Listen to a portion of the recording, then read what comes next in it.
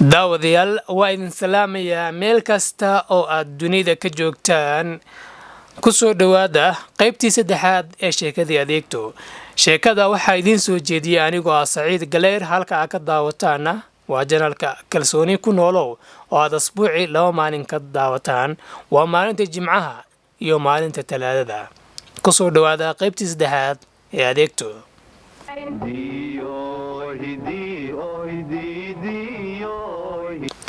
qaybtii hore waxay noo joogtay iyadoo odaga reerku uu yiri meeday tii baasi ariga la raacshay isagoo si u xanaaqsan su'aashaas markii ay timid ayaa xaaskii oo dhan ka naxday oo istiri haddaad inay carata sheegtid armaaqayladu daluunta dhan kalena istiri Maryan ku sii buuxi si adiga doodu kaaga wareegto waxayna tiri iyadoo hadalkeeda laga garanayo inay been sheegayso ma aqaan hadda meeshay taagneede balu yeera idinka maqlaysaaye inanka oo aad u yaqaan dabciga iyo dhaqanka reerka ayaa waxa uu kala saari waayay in Maryan inta si xun loo dilay ay meelaha taal oo ay ka cilaadahay dhaawac dartii ama intay caratay meelahaas dugaag marti u tahay hase yeeshee isagu ma uu hadline waxa uu ka dhur sugay bal waxa odagu yiraahdo ama yeelo odaygii oo isna naxsan ayaa inta ka yiri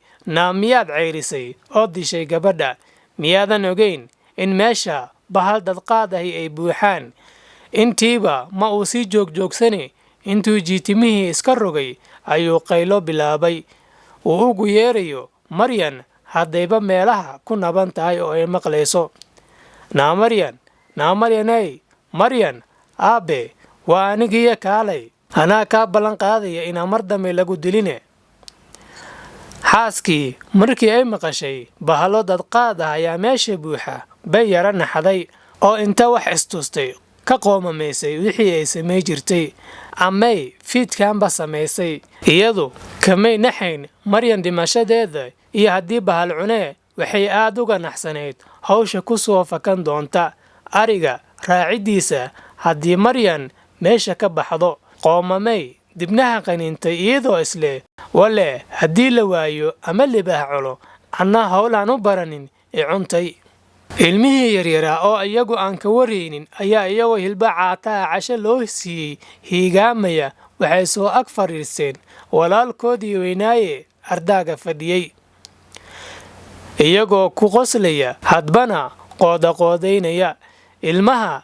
iyagu waa dadka ugu ladan reerka waxayna ku caynteen waxaa loo lisaa dhowr halaad oo dhaqaya ah sidaasna u caano badnayn hase yeeshee la'aantood ayna sinaba u noolaadeen halaha ninka raaca ee lisaa muddo sannado ah caano ay leeyihiin ma dhadhamin ilmuhu markay agagaarkiisa ku ciyaarayaan waxaad moodaa inuu ka gubanayo oo uu isleeyahay yaaba dhulka la dusiya oo liqsiya iyaga dad ahaantooda ma necbee waxa uu necab yahay hooyadood iyo xiriirka dhaqane ka dhaxeeya isaga iyo ayada odaygii wuxuu qayliyaaba wuu qoostay ugu dambeyntii isaga naftiisa libaaxyada kaga baqay markuu meelaha wax daydayay waxa uu sitay qori uusan sida badanba dhigin si uu isugu difaaco haddii bahal soo weeraro wuu soo laabtay oo jiitimihii inta uu soo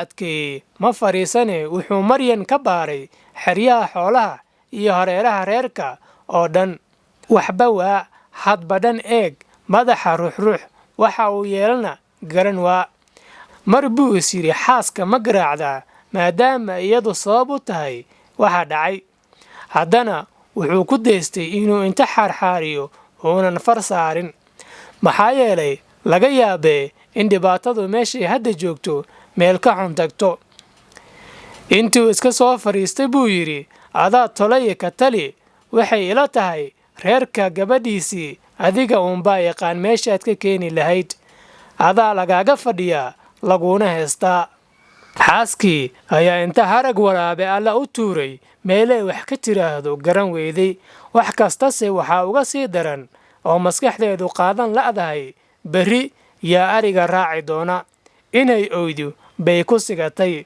adoo nabad heesta beloy kaalay lama yidhaa, hadday kuu timaadana laba booyoy ayay iskula hadashay. dhinaca baar ah ayaa laysla hadli waayey, wax la yidhaahdana la garan waayey. la arag in arrintu meel xun taagan tahay, wax ka qabashana ay u baahan tahay. mar dambe iyadoo wax kastoo la yeeli lahaaba inta la wada maag la iska sii kala jeedo, hadalna meelba ka furmi la'yahay, ayaa odaygii inta adkaysa waayey waxa uu yidhi, wale boodi lahayda iyo dhici lahaydaaba aduunbaa u qoolan. xaaskii hadalkii ama taladii intay ka kala firdheen bay dhanna joogi la'dahay, way garwaaqsiisnayd inay dembi gashay, inkastoy qof kibir badan iyo talaxumi u geysay. mar dambe oo dhowr saacadood la odhan karo way ka soo wareegtay intii indhaha uun layska eegayey, maskaxdana laga wada fikirayay, ayaa xaaskii iyadood moodo daal ama jirro la kici la'dahay intay istaagtay gurigii gashay. waxay odaygii iyo wiilkiisu hor dhigtay xeero qori ahoo hilbo ka buuxaan, soolana dhex saaran yihiin. wax hadal ahi kama ay soo yeerin afkeeda, intay sidii kubad lasoo laaday dhulka xeerada ku soo taraarixisay bay isaga hartay. inanka oo baahi qaangaar ii haysay ayaa haddiiba xeeradii gacan u dharuuriyey. cad ayuu soo dhufsaday oo uma daahine afka la aaday. inanka waxa hayay baahidana uga culays badnaa oon wuxuu joogay heer uu wax maqli waayo ama dhagabeel uu ku dhowaado. afka jiilka kaga yiil ee haraad iyo gaajo ku hilbaysteen dartood. waxaad mooday qurac daruuja jiifto oo rugiis yiri hilibkii maahee waxa uu ogaaday inaan afkaba wax caliyo ahy ku dambayn. wuu isku sii dirqiyey oo inta ruugay calaa cali maagay. ha yeeshee tahartii caatadaheed ayaa ka qoyaan roonaatay, afkuu rabay inuu iyada ku cuno. dhowr kol ayuu hadbadhan ugu ceyrshay, dhowr goorna uu qarqariyey. ayuu dareemay qoyaan iyo xanuun isku qasanee afka ku baahaya. wuxuu heli waayey meesha qoyaankani ka yimid, oo waxa ka sayid caleeyay gaajadii haysay iyo calooshu siday ugu baahneed wax lagu rido, bal inay dabkay shidayso qaar yarayso. isagoo weli ruugmadii hore la rafanaya ayaa mar dambe u adkaysan waayey xanuunkii. intuu soo qabtay tahartii ayuu la aaday dab meel fog ka shidnaa.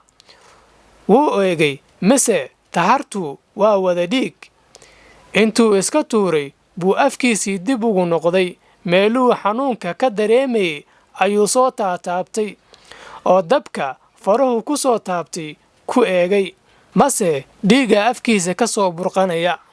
garay sababta dhiigga keentay inay tahay afka qalalan iyo taharta dagaalkii dhex maray. waxaa ugu sii darnaa iyadoo dhaawac uu ugu sii darsamay afkii awalba engegnaa, luqluqasho ama daawanada. isagoo gocalalow huwanaa dacalkii iyo gacanba afka iskula haya ayuu ardaaggii dib ugu soo laabtay. wax hadal ah ma uu odhan, maxaa yeelay inaan laga gurayn ayuu og yahay, goobtuna siba u carqaladaysan tahay. intiiba afkii qaleylkiisa ayuu noqday, isagoon hadlayn, hase yeeshee xanuun qarsanaya. si uu neecawda u qaato ayuu isku kala tuuray ardaaga meeshuu ka seexan jiray, isagoo cirka iyo xidigaha badnaantiisa eegaya. odaygii isagoon hadlayn ayuu inta dhowr tiraagood ka walamwalamsiiyey qorigiisii oo xabado dhuunta u yaalaan inta la soo fadhiisay isagoo salka dhulka ku haya iska hamiyey. xaaskiisii intay ilmihii oo meelaha kala daadsan gurigii gudihiisa u daadguraysay bay iska dhex seexatay. meesha hadal ama daqaqaanku aad buu u yaraa. doodii kama ay furnayn oo duruuftaa ahayd mid aan oggolayn. dhammaan waxaa loo wada muuqday dad isu wada cadow ah, iswada necab, faylaha iswada jaraya. daawadayaal, qaybtii saddexaad ee sheekadii adeegtu halkaa haynoo joogto. waxaa idiin soo jeediyey anigoo ah Saciid Galayr. intaynu ku kulmayna qaybteeda xigta, waxaa idin leeyahay nabadgelyo.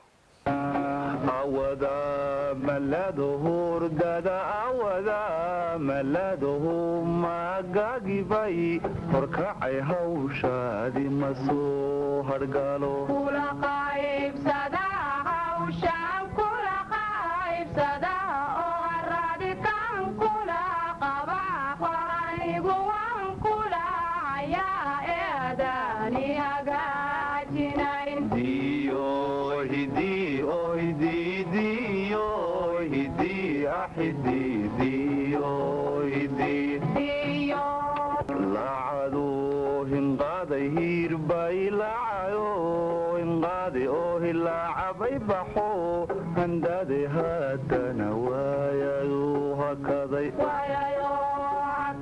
hariyay waayayo hakaday oo haweenbana abraday hiriyo midnaho magalo diyo hidi oh hidi diyo hidi oh hidi diyo hidi oo hidi diyo hidi ahidi